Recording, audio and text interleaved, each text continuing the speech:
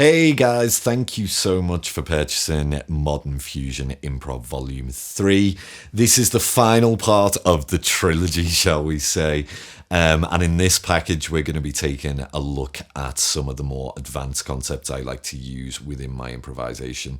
There's going to be a heavy focus on the melodic minor scale and some outside kind of sounds that we can use. Think about things like the superlocrian mode or the seventh mode of melodic minor, also known as the altered scale.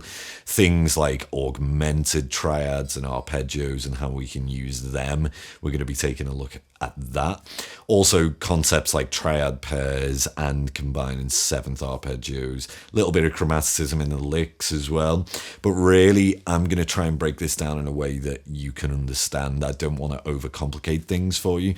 A lot of my focus when it comes to learning guitar has been about trying to keep things as simple as possible. My teacher, Tom Quayle, was the absolute king of explaining these kind of ideas. And so I've adapted them in my own way to the fretboard.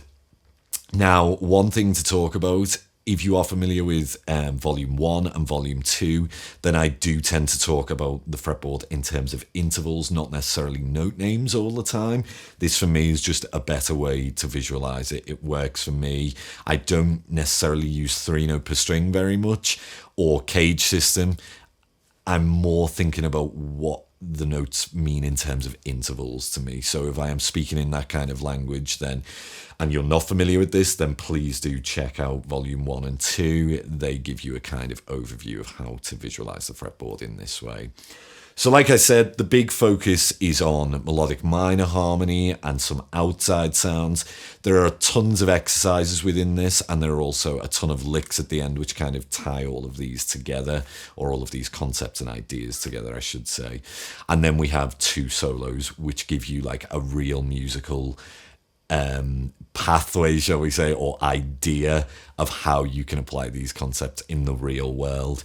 They are both improvisations over the 2 backing tracks, and yeah, you should see how we can implement these concepts. So I hope you enjoy this masterclass. If you haven't checked out Volume 1 and 2 yet, please do. I can't wait to dig into some melodic minor stuff. It's been a ton of fun to put this together. So let's get digging into it.